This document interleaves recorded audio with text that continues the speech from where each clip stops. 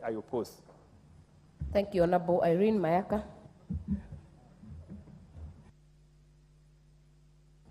Thank you, Honorable Speaker. And Honorable Speaker, I'd like to take this opportunity to also add my voice to this particular bill, which I want to go on record that I oppose in totality. And Honorable Speaker, point number one, buying or purchasing a home is a very personal matter. And we need to understand that this is very personal. Honorable Speaker, this is like when you want to buy a bra. Because unlike when you want to buy a bra, when you want to buy other clothes, you can take them for fitting. You cannot do that to a bra. You are either size 38B or a size 34B. That is how personal it is when you're buying a home. Because it is said in this bill in Part 1, Sub-Article 3, that it gives effect to Article 43 of the Constitution in terms of accessibility and adequacy. When you're talking about the matter of adequacy, and you tell an individual who is used to living with 50 people in the same boma, that now you're going to live in a house, a one-bedroom house. How is this being adequate to the needs of the people? Madam Speaker, when you look at the pay slips of Kenyans, majority of the people who are working, they have already been deducted mortgage, they're being deducted all these other deductions, and then you're adding the housing levy, and yet that house, they will not necessarily own it. Honorable Speaker, we had the new Speaker. You told us about the fact that we get deducted VAT, and some people are deducted VAT even if they don't have children. But I would like to educate you that VAT is a deduction that goes into a wider basket. Housing levy is specific. It goes into a specific levy, and therefore you cannot compare the two. That is like comparing a tomato to a potato. It doesn't work like that. Honorable Speaker, I'd just like to give you a comparative analysis of other countries. We've had housing levy in Finland, in Italy, in South Korea, and in all these countries, which are more developed than we are, they've actually had to review how housing levy is being administered. In South Korea, for example, right now, the government is buying houses from private investors and then subsidizing them and then leasing them out to individuals. Secondly, in a place like Finland and Italy, people are advised to rent to own.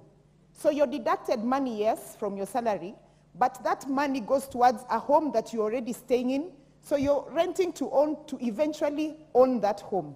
That is not what we are working with in this country. Speaker, I'd also like to just look at Part 2 of subsection 7, where it talks about that one will be able to pay a penalty upon delays. Right now, we all know that we have delays in salaries, even for civil servants. Even NGCDF has not come through because the government says there's no money. So is the government going to actually deduct itself on these penalties if it fails to pay the civil servants on time? Is it going to penalize itself? Is that what is going to happen? Honorable Speaker, and I just want to say this, and this is because in clause 30 and 31, we have a very scanty criteria. You cannot tell me that for me to own a house, I have first to be a citizen of Kenya who is 18 years. Okay, so imagine a scenario where a couple of citizens of this country go to a place like Ngara and say they want those homes because according to the criteria on the bill, they qualify. They are Kenyans, they are 18 years old, so they qualify. What are you going to tell those Kenyans? Madam Speaker, Mr. Speaker, back at home in Nyamira, like for example, have affordable housing in the town. For us who come from the Nyanza region, and maybe in Western Kenya, owning a home means you have a compound, it has goats there, iko na ng'ombe, it has a space. That is owning a home. You cannot tell a Kisii that they own a home by having a flat, some space up there in town in Nyamira. And you imagine that the people back at home, the elders, will respect you and say that you own a home. We need to tailor-make these solutions to people depending on where they live. If it's people who are in the villages, do not tell them about housing levy. If it's people in Garissa whose children are reading under trees, you cannot tell me you want to build for me a house, and yet my children are reading under the tree. That is a government that lacks priorities. Honorable Speaker, as I finish, I just want to ask this question. Because I was nominated by my political party to represent workers in this assembly, I just want to ask, now that the courts declared housing levy unconstitutional, the workers who had been deducted, can they get their refunds?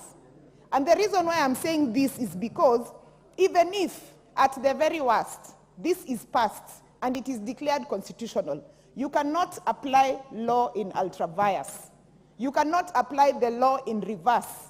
Therefore, for all that time that Kenyans have been deducted this money, tafadhali turudishie wa Kenya pesa yao. I thank you.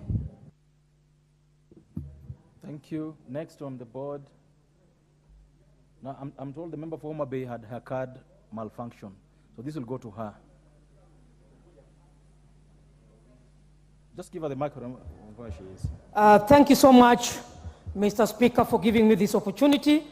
And I believe the ICT personnel will all be reviewing our gadgets before we come into sessions, so that I'm not experiencing frustration, which I've experienced for the last 4.5